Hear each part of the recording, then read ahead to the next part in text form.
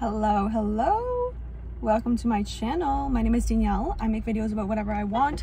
Today I want to talk about, I just got out of the gym. I'm literally sweating my ass off. We love it. And look at this fucking golden shower.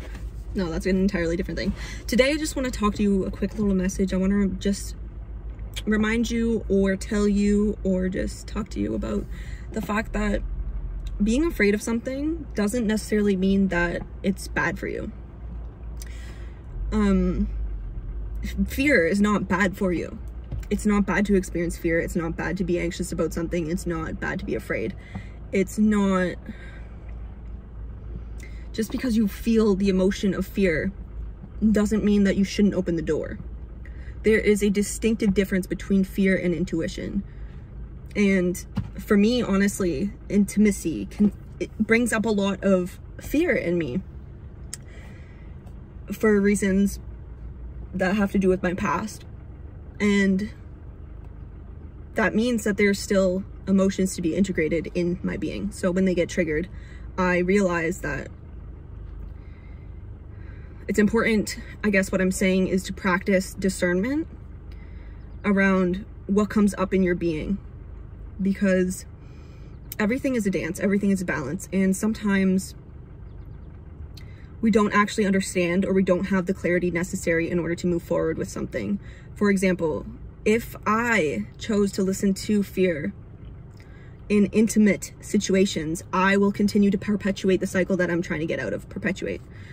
If I choose to stay fearful, if I choose to listen to that as if that is a warning sign that I am treading in a direction that is bad for me, I will stay afraid of the same thing that actually will be my entire liberation.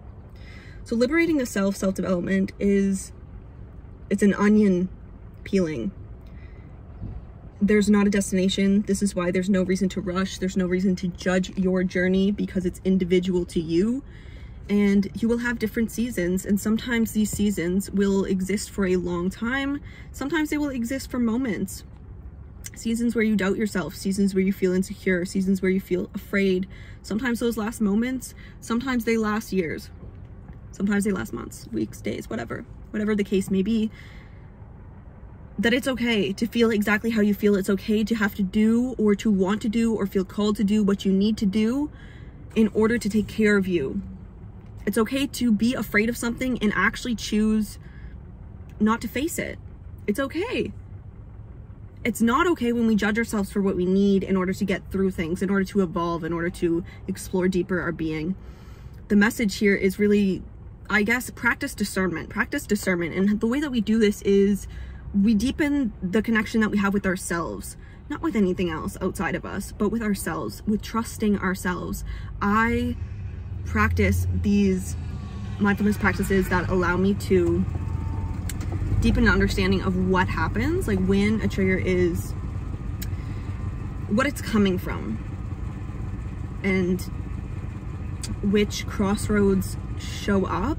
Really allows me to know, okay, where am I now? Where do I need to go? And what road is actually leading to the destination that I wish to be in? Meaning, when we come back to my example, the intimacy situations, when I'm being intimate with someone or someone is asking me something that's actually like deep, like I have no problem talking about everybody else, but sometimes when it comes to me, I'm like, because of past experiences and people's responses in me opening up, their lack of attentiveness or their inability to be there for me, XYZ. These are all stories that I tell myself, right?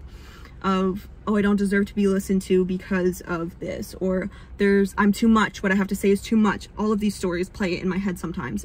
And so this is where the practices, mindfulness practices outside of these situations come into play. It doesn't matter what you do. Well, it does matter, but it's more important with your mental health, what you do when you're not in crisis, because this becomes your default mode network in a crisis if these practices are what you do daily.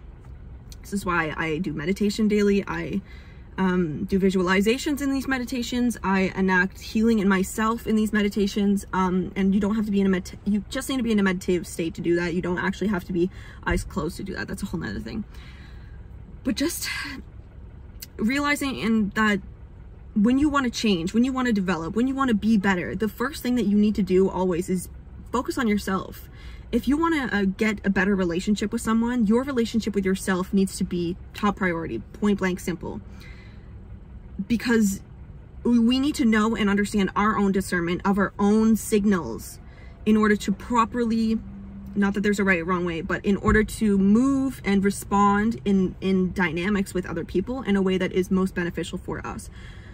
So reeling it back to my story, I'm talking about, okay, in intimate situations where my baseline, my default mode network is actually to close off when it comes to something really serious or something that I feel like this is a vulnerable topic, as in like, this is something that I would really want someone to pay attention to, and this is something that I've had in the past that someone didn't pay attention to, or many people or whatever.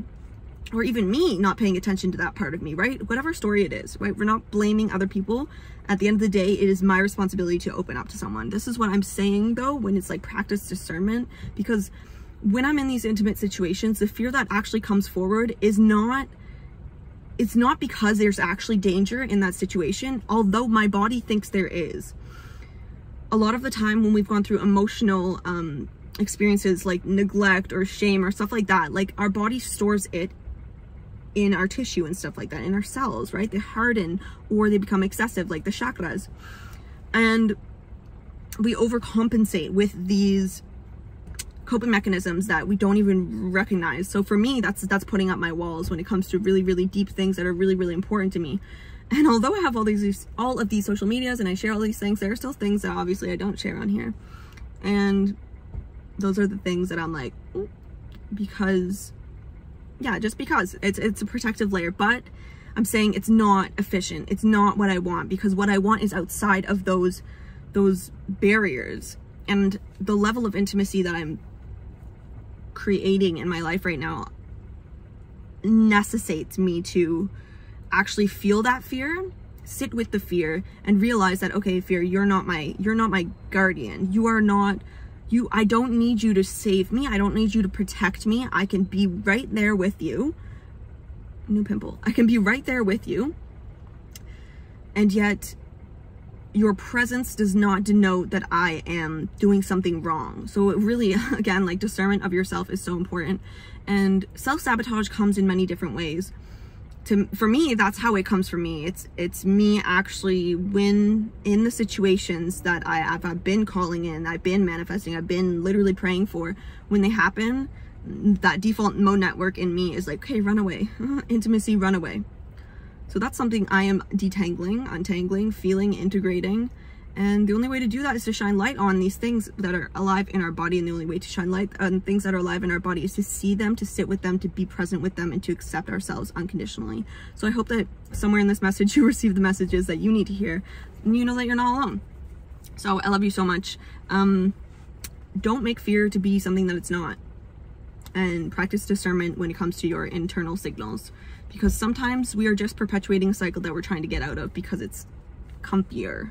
Even though it might not lead us to the rainbow, sometimes just because there's fear doesn't mean there's going to be an alligator on the other side of the door. Sometimes there's actually fucking flowers and chocolate. So I love you guys. I'll see you so soon. Be sure to like, comment, subscribe, and stick around because there's plenty more where this came from. Bye.